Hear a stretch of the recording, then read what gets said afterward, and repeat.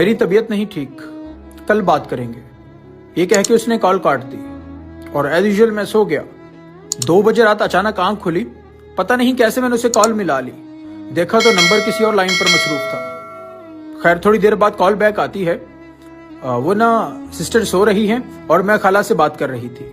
ना ही मैंने ऐसा कोई सवाल किया और ना ही ऐसा कोई मैंने जवाब तलब किया।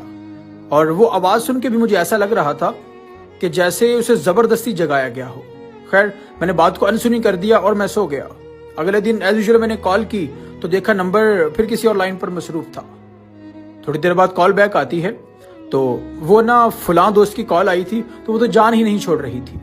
खैर बात पर यकीन करने को दिल तो नहीं चाह रहा था, लेकिन मोहब्बत क्या तो मजबूर था। बात पर यकीन किया और हम आगे बात करने लगे। थोड़ी देर बाद फिर मेरी तबीयत नहीं ठीक, कल बात करेंगे, कॉल काट दी गई। इससे पहले कि मैं कुछ कहता कॉल बंद हो चुकी थी। मैंने दोबारा फिर से कॉल की, लेकिन फिर नंबर किसी और लाइन पर मसरूफ था। थोड़ी देर बाद कॉल गुस्से से अटेंड कर ली गई और आगे से क्या मसला है आपको, ऐसी आवाज आती है। मैंने कहा देखो मैं तुमसे प्यार करता हूँ यार, मुझे तुमसे बात करनी है और कितने दिन हो गए हमारी ठीक से बात नहीं हुई।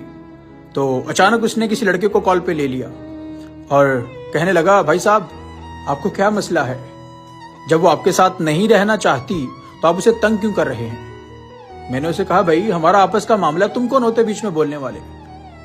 मोहतरमा की ये बात सुनकर मेरे पैरों तले से जमीन खिसक गई। छोड़ो ना जान, वो तो ऐसे बोल रहा है, अब मैं इसे खुद देख लेती हूँ। और उसके बाद मैं क्या बात करता कि मेरी मोहब्बत मेरी आंखों के सामने किसी और के साथ रोमांस कर रही थी।